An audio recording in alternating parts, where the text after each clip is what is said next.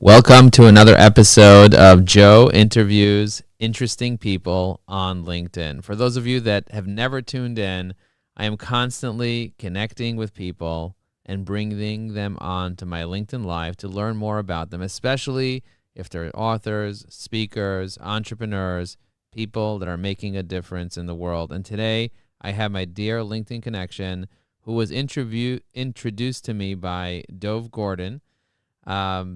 His name is David Newman. David, welcome to the program. Thank you, Joe. I am honored to be among the interesting people. Thank you. So I don't know if you know this, but I have over 30,000 connections on LinkedIn. LinkedIn has been one of the most transformative platforms for me, and I love getting to know people. When somebody asks you to tell them a little bit about yourself, what do you typically tell them? In a business context, I tell them that I started this business 23 years ago. I made every mistake in the book. I was terrible at marketing, terrible at sales, and I refocused my business to help people like me 20 years ago. Wow. That's the short version of the story, So tell me right? what It's the problem it's you the old solve. entrepreneurial solve your own problem story. So tell me what problem you solve for people right now. So right now there are all kinds of amazing sales professionals, entrepreneurs, CEOs, and founders whose work far exceeds their reputation. So I call that the obscurity gap, right? Because you're doing awesome, amazing, fantastic work up here. Marketplace doesn't know your name, doesn't know you from Adam or Eve. They come across you, they treat you like a vendor, they treat you like everybody else. And unfortunately, externally, you might look like, sound like, and feel like everyone else, and you are hiding your unique genius and your true differentiator and what makes you special and unique in the world. Market Eminence is all about removing that junk, being more authentic, more transparent, more contrarian, and being more of who you are to grow your personal brand and then grow your company. Awesome. Awesome. And so what made you decide to write the book? This is not your first book, right? You wrote a couple It books is in the not my past. first book, Joe. Absolutely. So I've written three previous books: Do It Marketing, Do It Speaking, and Do It Selling. In those books, we talk a little bit about marketing, positioning, differentiation, separating yourself from everyone who looks like you do. But I never gave the blocking and tackling of the exactly how to, what are the strategies, what are the things you need to ask yourself, what are the things you need to ask your team, what are the things that you need to do differently and say differently, and exactly what to say and exactly what to do. And so this book is that playbook for positioning and differentiation and setting yourself totally apart as a category of one. So it was a little bit of the previous three books, kind of the greatest hits, the best of, wrapped in what does it take to be successful in 2026, to be listened to be heard, to be respected, and to rise above the noise. And when people rise above the noise, what are the results that they get from it? Oh my gosh. Well, first of all, people come on sales calls, prospects come on sales calls already pre-sold. And rather than a so what do you do? How can you help me conversation? It's much more of a hey, how do we get started? When do we get started? So it totally changes the polarity of most of your sales conversations. They literally hope that they will be accepted. So you become like Harvard, Yale, and Princeton, right? No one applies to Harvard University and goes, so what do you guys do here? Is this some kind of college? Is this some kind of education thing? Or what is this? They pray, they hope, they beg, they network, they go, who do you know that went to Harvard? Who do you know that can write a letter? Who do you know that can put a good word in for me so I can pay this company known as Harvard University $110,000 a year for the next 4 years? Who do you know that can help me spend $440,000? So that's number one. But the second thing is think about all the stakeholders around a business. So this is not only about attracting the best fit prospects and clients, it's also about attracting best fit talent, best fit partners, best fit investors, best fit media, possibly even best fit acquirers if you want your company someday to be acquired. And now you become an in demand brand instead of a no name commodity. I love that. And being a name brand instead of a commodity is the way that you can do value-based pricing versus being transactional with people. What's your philosophy Completely right. when it comes to like networking and relationship building? I think everything is based on relationships. This was not how I started out. I thought I could be the lone wolf, don't need anybody, don't need help, don't need networking, don't need connections. That's for losers. That's for schmucks. That's for real estate agents. That's for the gift basket lady down at the chamber. And I will tell you, Joe, if I could reverse the hands of time and go back 23 years, if I had gotten into the connections business and the relationships business like you are in, I shudder to think. I'm literally afraid to look at the financial impact, the tremendous financial impact that that would have on my business today, 23 years later. So I think a lot of people don't understand what networking really is, and they think it's shoving your business card, paper or digital, into as many hands as possible and hoping that someone someday will remember you. What they've really done is they've totally forgotten everything about you because you came into that relationship building with totally selfish intent. No intent to give, no intent to connect, no intent to share, no intent to highlight and spotlight other people, again, like you're brilliant at demonstrating right now. So this is not a getting game. This is a giving game. And again, I learned this from the school of hard knocks, all the battle scars, all the mistakes, all the dead ends. I wish I had known that sooner. And knowing that now, what are you doing differently in the way that you're showing up, like on platforms like LinkedIn? What's your strategy right now for networking? So my strategy right now for networking is an acronym. And I usually hate acronyms, but this one's kind of fun. And I wrote a blog post probably 10 years ago when I first started connecting the dots on this. The blog post is why your business needs to flop. Flop. Flop, F L O Wow. P. Feature and leverage other people. Wow. That's it. Feature and leverage other people. Flopping So, of away. course, like you, I have a podcast. I invite all kinds of cool, fun guests. I promote other people's books. I promote other people's programs. I'm very active on both sides of various joint ventures and co-promotions. And many of those are revenue neutral, by the way. So I'm not one of these affiliate marketers that, oh, you should buy Joe's program, you should buy Sandy's program, you should buy Barry's program because I get paid when you do. It's here's an awesome person that does this amazing work. Because you're my follower, you should know about them. You should follow them. You should connect with them. And Yeah. so that genuine giving with no commercial intent, other than truly featuring and leveraging other people, pointing out other cool resources, people, services, programs, that has gotten me incredible payback. What would you say is the number one thing that people are missing right now that's stopping them from generating revenue from your perspective? I think it is the desire and or urgency to generate revenue is keeping most people from generating revenue. They're after the dollars first. They're not after the impact first. They're not after the giving first. So, and this sounds completely ridiculous. If you're listening to this and your business is on the skids or you're not where you want to be financially, you're thinking, got to make revenue, got to make revenue, got to feed the team, got to pay the salaries. That is completely the wrong way to do this. You need to start asking questions like, who can I help today? Who can I serve today? Who can I promote today? Who can I give generously today? Even when you feel you can't afford to, even when you feel that this was a total waste of time, it's not going to build your bank account, it's not going to bring you the next prospect or the next sales call. Energetically, the chasing the money is what's keeping you from the money. Wow. Very, very cool. Trying to get it is what's keeping you from getting it. Is this kind of like the law of attraction? You're supposed to feel like you already have it versus trying to go get it. Is that the idea? So I have a lot of problems with the law of attraction and the way most people talk about the law of attraction simply because the law of attraction means sit on your ass, visualize, hope, dream, and you will make it real. I have never seen that work for anybody, whether they're making $100,000 a year or $10 million a year or anywhere in between. It's all about action.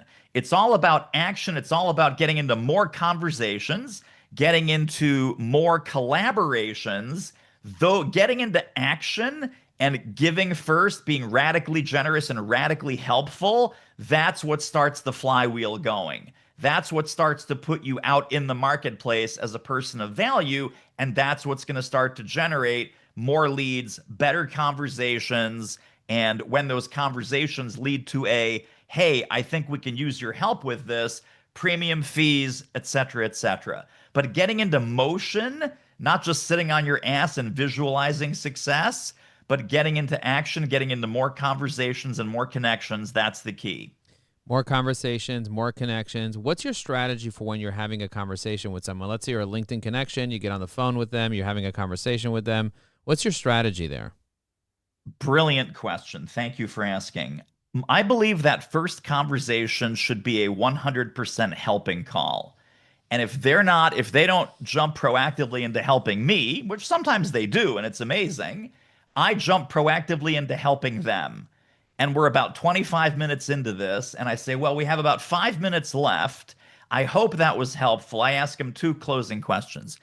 I say, what was the most helpful thing that we talked about today that you're going to take away and implement? And then they answer that. And I'll say, number two, are there any questions that you have for me?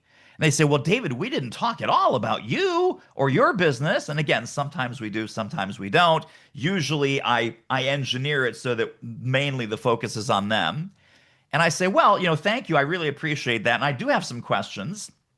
And I would love your insights on some things. Would it be okay with you if I booked if we booked a second time to chat later this week, early next week, whatever? 99% of people say, oh my God, I'd love that. Great. Then in the second call, I come with an agenda, right? I say, well, here's some people I'd love to meet. Here's what I'm working on. Here's where I am with the new book. Here's where I am with the podcast. Here's where I am with my new program. I would love your advice, insights, and recommendations. And when I say I would love your advice, insights, and recommendations, this opens people up. I never ask for a referral because I really don't think that, hey, who do you know? Who do you know puts the shields up? Give me 3 names, puts the shields up. When you say, hey, Joe, I'd love your advice, insights, and recommendations, that puts the shields down. And now you go into creative problem solving mode. And yes, you'll give me some referrals. Yes, you'll give me some places that I should speak. Yes, you'll give me some podcasts that you've been on that I should probably be on. Yes, you'll give me some bulk book sale ideas. If I say, well, I'm looking for companies that sell into this kind of market because they might want to buy my book in bulk. So I'm going to activate your creative juices and stimulate you helping me because I am wide open. I'm wide open to anything and everything as far as, resources, connections, ideas, introductions, all of those things. And that's how I have that second call. By the end of that second call, I've learned a lot about them. I've already somewhat helped them. They've learned about me. They've already somewhat helped me. I always like to quote the last line of Casablanca. I think this is the beginning of a beautiful friendship. And then I work really hard not to just drop that relationship, but to nurture it, keep that person updated, book a follow-up call maybe every 6 to 8 weeks, and keep them in my world so that I get to stay in their world. Yeah. Yeah. And what's that way? What's the way to getting people to stay? Okay, so you figured out exactly educating them on the best way for them. You're almost like planting seeds on the best way for them to support you. And after you plant seeds, you're doing the top of mind. So I want to talk to you more about those seeds and the methodology of planting those seeds and what those seeds are. But before we get to the seeds, I want to talk about the way that you stay top of mind, because I think that that's something that a lot of people are lacking. They are lacking the ability to stay top of mind with other people. And you obviously are doing a great job at staying top of mind, because I messaged this LinkedIn Live to a bunch of people as we were talking. And a bunch of people was like, oh, I know David Newman. He's a great partner. He's a great guy. David is such a giver and blah, blah, blah. So all the things you're saying, people are confirming in the background. But I'm curious to know, what do you do to stay top of mind? So I will, when I'm in my inbox, for example, I subscribe to a whole bunch of newsletters and marketing. I'm sure you do too, not just as because I'm interested, but because professionally, right, that's my sort of virtual swipe file. I will get something that's really, really good. And I will think, who are the two or three people that also need to see this? So, for example, just yesterday, I saw someone in my network posted a really great LinkedIn update. Hey, here's my 2025 summary. Here's what I'm focused on 2026. Here's the kind of client, here's the kind of project, etc. I sent this to three of my past clients. They're not even current clients anymore. Three of my past clients saying, hey, Debbie, hey, Annie, hey, Fred, Happy New Year. Think about doing a post like this. I think this is really great. And then Annie, one of them, replied back early this morning going, David, thank you so much. I did the post. Here's the link. And it's like her 2025 in review, the kind of projects, the kind of clients, the kind of work that she wants to do in 2026. And so I will always look at my world as who can I share this with? This resource, this link, this book recommendation, this strategy, this insight, this resource, this piece of software, right? Who else needs to know about Evi AI, for example? Everybody. Everybody needs to know about Evi AI. So, literally going into your morning, going into your day, as what resources am I tapped into that I should be sharing with others? And so, another example, I just came across a couple of really great websites. I have a current client who's wrestling with what should the hero text be on the top of my website. And I said, you know what? I just came across these couple of examples and have a look at these because I think it's more than just the 4 to 5 words on the top of your hero image. It's what's that first paragraph or that first couple of lines above the fold. I said, do it that way. Don't worry about the 4 or 5 words. Let's talk about 4 or 5 sentences. And now I'm thinking, as you and I are talking right now, there's probably two or three other people that could use those website examples because they're wrestling with what should my homepage say, et cetera, et cetera. So I always think, who should I send this to? Who else would benefit? Who can I tap on the shoulder and give a little gift to? Wow. Wow, that's really, really smart. And thinking about top of mind, that's a really great way to stay top of mind with people. But you also have to educate people on how to stay top of mind. One of the things I do for all my clients is I give them something called a business networking one sheet. It's one of the deliverables that we provide with Evi AI because I believe that it's my responsibility to train people to understand who they can refer people to me and how they can refer people to me. So I think we're very aligned in that world. But my question to you is, if you were going to seed somebody into understanding the best way that they can add value to you, you mentioned a couple of seeds, book sales, this, that. But in terms of like sending business, what would you tell them? What type of business owner or consultant or type of client that you need to receive, and also what type of center influence that you need? Yes. So as far as what type of client, and sometimes I do this informally, just in a conversation. Sometimes if it's a referral partner where we have sort of a formal referral relationship, I will create a one pager that says how to refer David or how to refer Evi AI clients, as an example, to David Newman or to Do It Marketing. And so there I say, here's the who, right? It's going to be the mid-market CEO, founder, or independent expert who is doing great work, has had some modicum of success, but is struggling with getting the word out about what they do.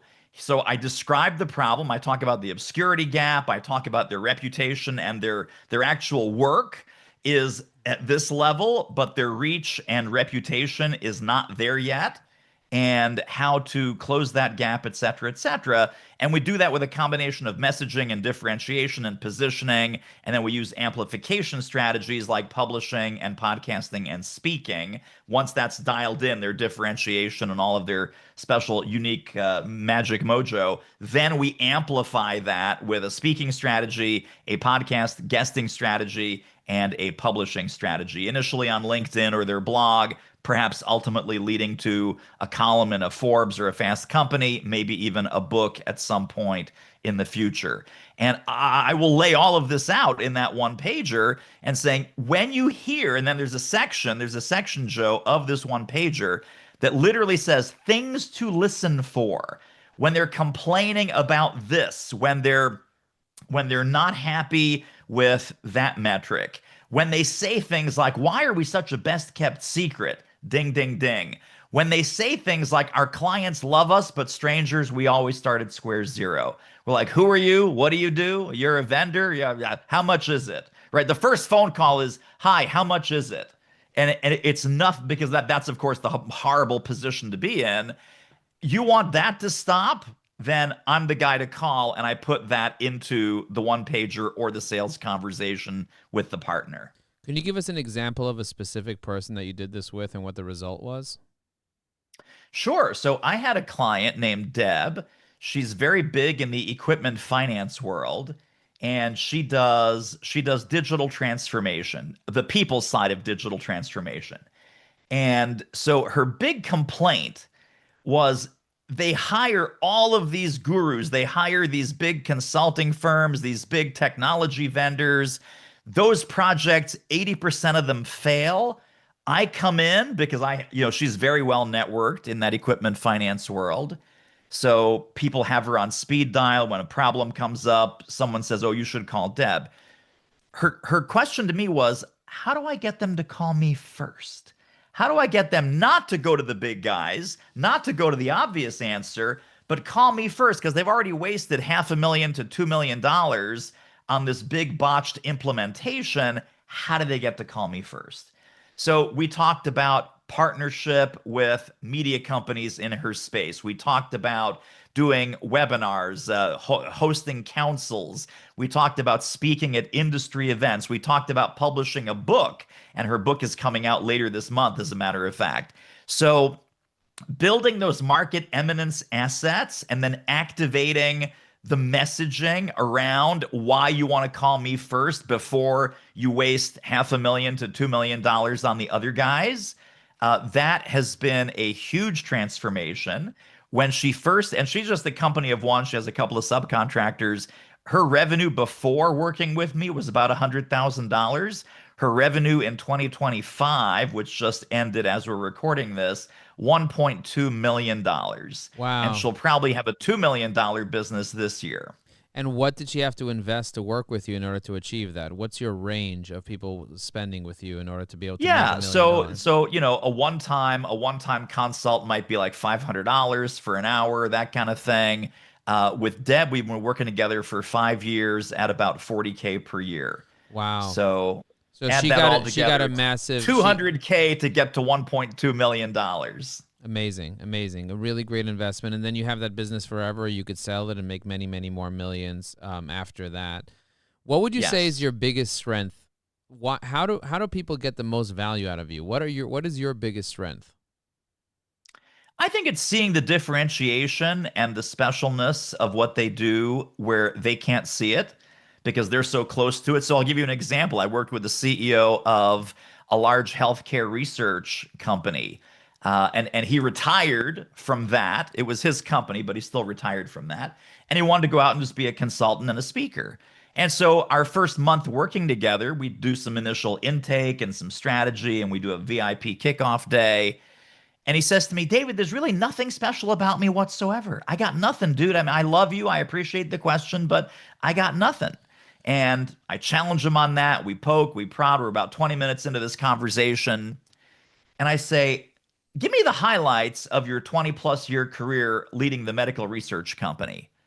And he says, well, every year I personally interviewed about 100 healthcare CEOs and dot, dot, dot. And I said, hang on, ho, ho, ho. Stop right there. Over the last 20 years, for each of the last 20 years, you personally interviewed over 100 healthcare CEOs for this deep dive database research project. He goes, yeah. I go, I think that's your secret sauce. And his face totally transformed. He's like, I can't believe I'm such an idiot. But it was right there, Joe. It was right there. But because it was his day to day life for 20 years, he didn't see it. Find another healthcare consultant who works with hospitals and healthcare systems that has personally interviewed what, 2,000, 20 times 100, 2,000 healthcare CEOs, has all the data, has all the trends, where the industry has been, where the industry is today, where the industry's going, what are all the pains, problems, heartaches, headaches, financial, people problems, operational problems, medical, compliance, insurance. This guy was a walking encyclopedia because he interviewed 100 healthcare CEOs a year for the last 20 years. And he didn't see that as secret sauce. I saw that as secret sauce. Wow. So you can see where the sauce is. Yes, I'm the sauce finder. I'm the sauce whisperer. You're the sauce finder, the sauce whisperer. You're the person that makes the sauce happen. Wow, this is amazing. Unbelievable. As we're wrapping up, I want to ask you, if somebody wanted to make a proactive introduction to you, who would be a good center of influence? Maybe someone who's not ready to do business with you, but somebody who would be a really, really good person for you to work with. For example, I want to meet people that are event organizers, podcast hosts, sales trainers, people that work with sales teams, other business consultants. Those are the people that I want to meet. Who do you want to meet? Yes, very same demographic. I mean, we are totally aligned on that. So certainly business consultants, certainly executives in small to mid-market companies, VPs of sales, CEOs, etc. Founders of companies that want to build a personal brand, and the personal brand is not really there yet, but they want that. So people who know people in that demographic, and obviously salespeople, sales trainers, business consultants, they come across all kinds of challenges, and they might not be thinking that, this person really needs the secret sauce. They really need that positioning and differentiation and uniqueness in the marketplace that would simply elevate them head and shoulders above the crowd. And if there's people out there that work with people like that, those are my people as far as centers of influence. Amazing. Thank you for sharing about your experience, your knowledge, the way you help people, your book. If somebody wants to buy your book, where do they get it from? MarketEminence.com is the best place to go. You can buy the book on all the different platforms, audio, paper, Kindle, whatever you want to do. And there's also a whole bunch of free downloads, resources, and training at MarketEminence.com. Amazing. If somebody wants to reach out to you, they can go to marketeminence.com to learn more about you and your book and your business and hiring you. Thank you very much for being here. Really appreciate you, and we'll see you on the next show. Boom. Thank you, Joe. If you guys are watching this right now, give it a like, leave a comment, and hit that repost button so more people can see it, whether you're on YouTube, on Facebook, on X, or even on LinkedIn. Go ahead and share it with the world. Let people know that this person, David, can change their life. David, thanks for being here. You, the viewer, thanks